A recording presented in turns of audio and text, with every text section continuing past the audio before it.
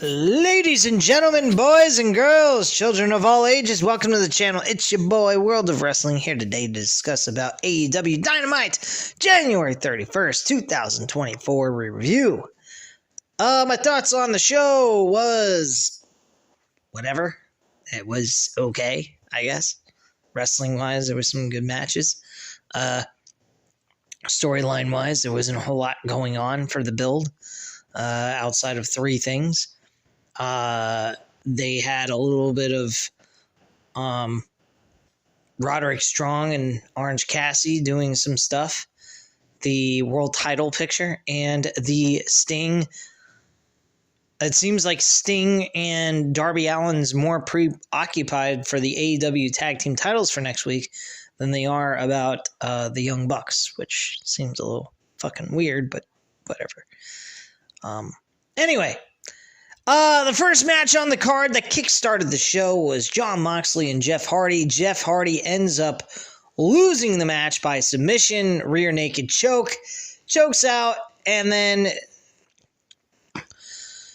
Jon Moxley tries to give him a handshake, and instead Jeff Hardy gives him a nice friendly gesture as to go fuck himself. And that's pretty much it.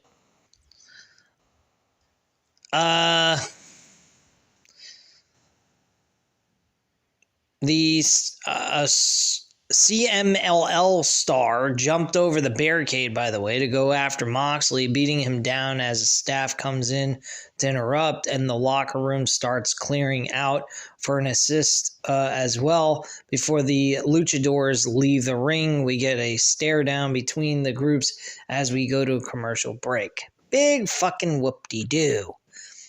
Come back at ringside. Hangman Page makes his way to the ring for our next match as an inset promo for Saturday's show shows that Page is making Swerve wait for the whole effing show. Obviously, that is relating to Rob Van Dam. We get Hangman Page versus Toya Leona. This was a regular matchup. We find out later that this actually allowed the wrestler to make the decision, not also the opponent, but also the type of match stipulation for a dealer's choice deal.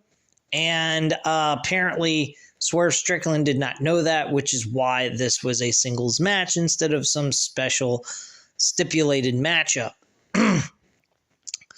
Obviously, Hangman Page wins this match without a shadow of a doubt. And then we get a promo, an earlier today's segment. The Young Bucks arrive in their limo SUV, angry at the disrespect being shown as they head toward the venue for the show. Back at ringside, Wardlow heads to the ring, accompanied by the Undisputed Kingdom for the next match that was on the card. It was Wardlow versus Commander. Wardlow dominated his opponent without a shadow of a doubt. Nothing really all that interesting. Once again, Wardlow is just facing a bunch of nobodies and beating the living tar shit out of them. That's basically it. Nothing really huge. Trent Beretta, I think, is the biggest opponent he's had since he's been on this Undisputed Kingdom run. So, big fucking whoop-de-doo there. After the match is over, things aren't finished yet. However, as the Undisputed Kingdom bring the luchador back into the ring for another beatdown before the best friends come down the ramp for the save, Roderick and his friends want none of this, leaving the ring as we go to break. Okay, big fucking whoop. So we got Wardlow beating the shit out of fucking nobodies once again, doing the same old shit he's been doing. And we got Roderick Strong running away like a pissant bitch from Orange Cassidy and his good old buddies. We head backstage to a face-to-face interview between the AEW World Tag Team Champions and their potential challengers, Sting and Darby Allin. We get the announcement of a non-physicality clause before their match next week. Before Starks addresses the Icons' first AEW match, when he got a win over Starks, something he still hates to this day. Things start to get heated as Starks promises he will make it so Sting doesn't make it to his retirement match. Bill follows up by airing his grievances over the fact the tag team division seems to be overlooking the champions. That was pretty much it. They continue on, though. Sting retorts by telling Starks he has to earn respect and telling Bill that he's not sure he's a killer like the other big men he's faced in the business. Darby says Ricky can only blame himself, and that sets Starks off, trying to get Darby to hit him. Cooler heads prevail before we end things from here on this segment. Okay, right. Back at ringside, we get Chris Jericho making making it to the ring, to face Kyle Fletcher, the Ring of Honor television champion. Yeah, okay. Who gives a shit? This match was fairly decent. Jericho wins with a Judas effect from the top rope, as well as on the floor when Kyle Fletcher tried to do a suicide dive outside the ring, and he suffered a Judas effect to the face. So it was a decent match overall. I thought it was fairly okay. Jericho then celebrates, and it's cut short as Takeshita steps onto the stage, staring Jericho down ahead of their match, now set for next week. That should be a really good matchup. I'm looking forward to that one.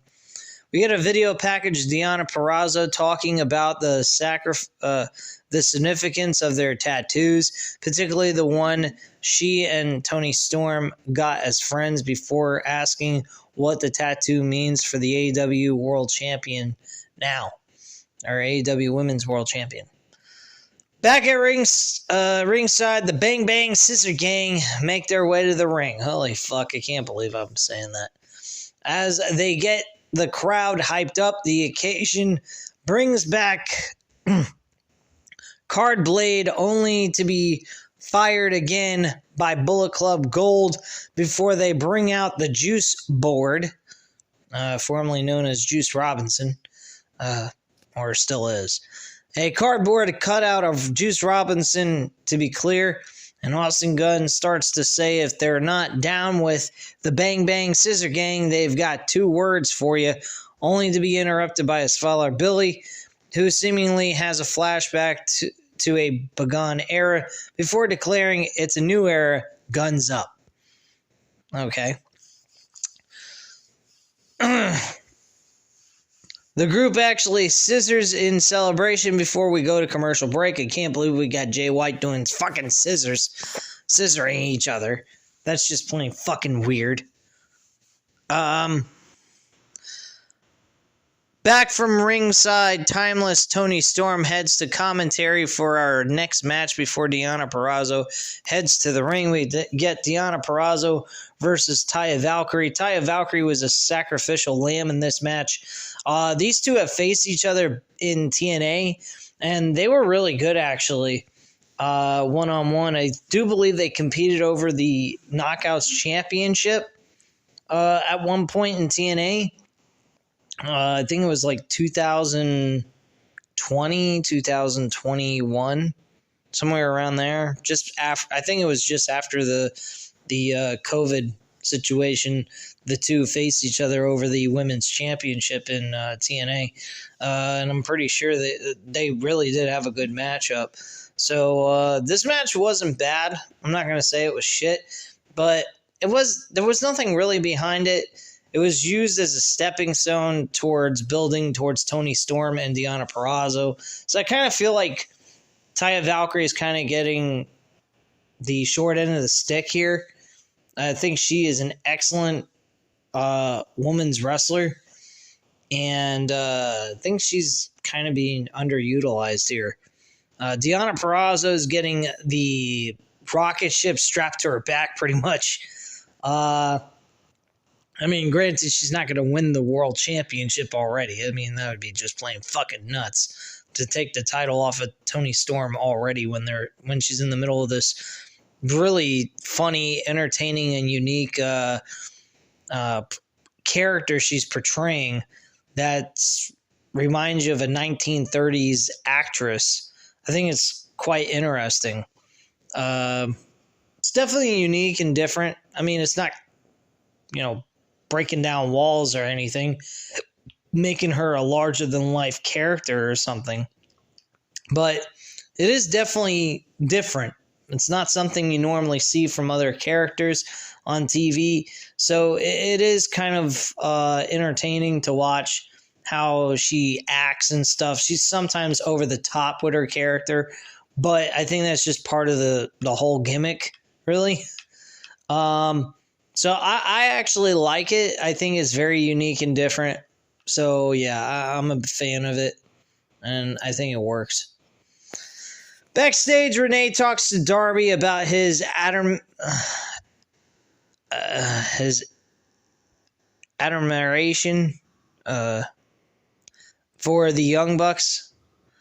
We soon see why the question was framed that way as Nicholas and Matthew arrive, asking Darby why he's hitching himself to the wagon of Sting. Instead, he can join the Bucks as a hot new trio.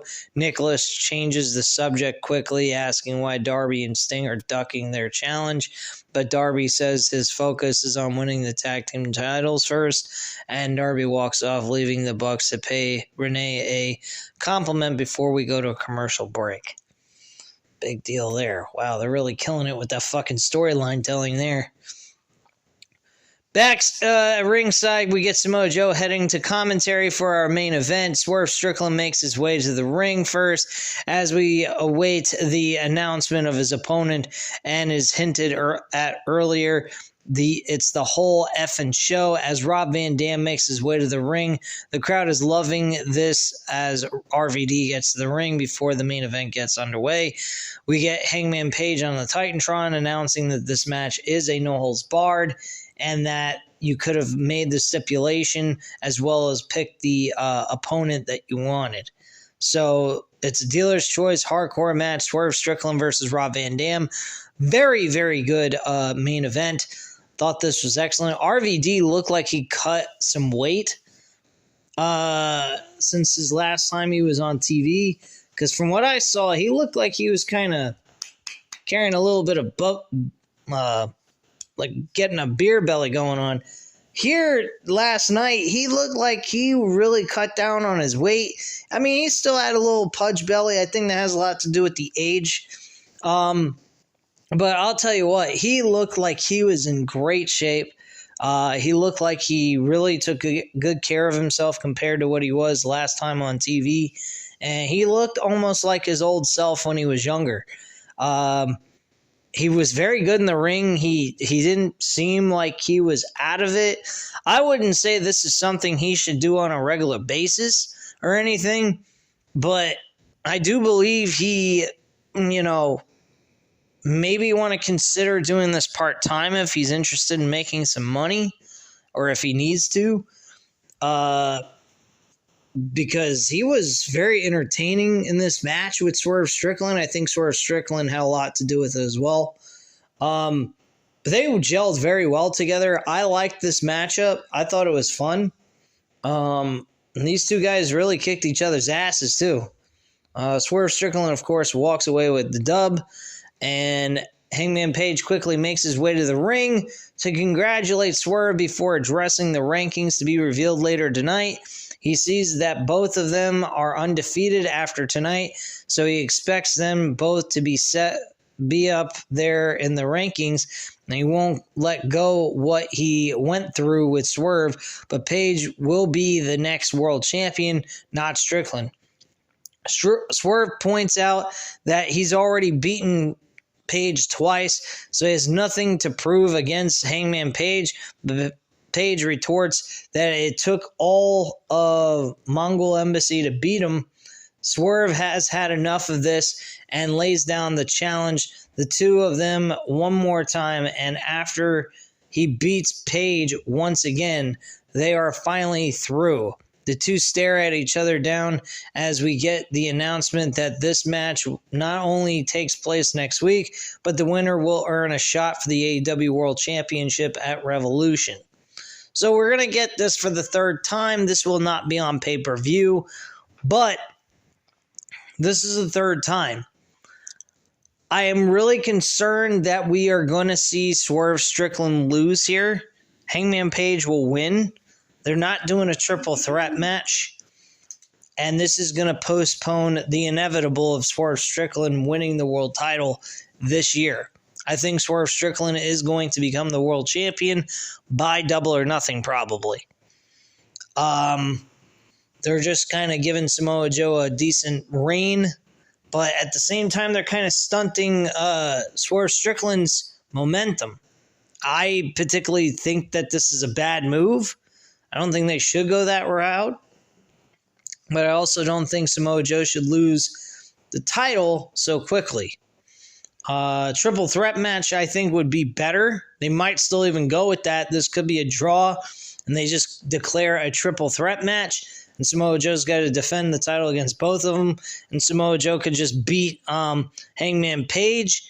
And then we see Swerve Strickland go one-on-one with Samoa Joe at the Double or Nothing pay-per-view altogether. That way, Swerve Strickland doesn't suffer an L in this rematch for the third time.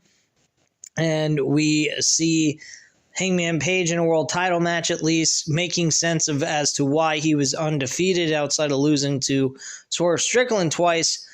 I think that's the best route that they could go with at this point. Have a draw, make it a triple threat match. Samoa Joe beats Hangman Page at Revolution, and then we get Swerve Strickland and Samoa Joe at the Double or Nothing pay-per-view for the title. I mean, that might be a good idea. Let me know what you guys think of that idea in the comment sections down below. If you enjoyed this video, though, by all means, hit the like button. I greatly appreciate it. Hit the subscribe button if you're not already subscribed to the channel. And again, if you have any other comments you'd like to leave down below, by all means, go ahead and do so, and I'll definitely get back to you on that. I thank you guys very much for watching, and have a great night, guys. Bye.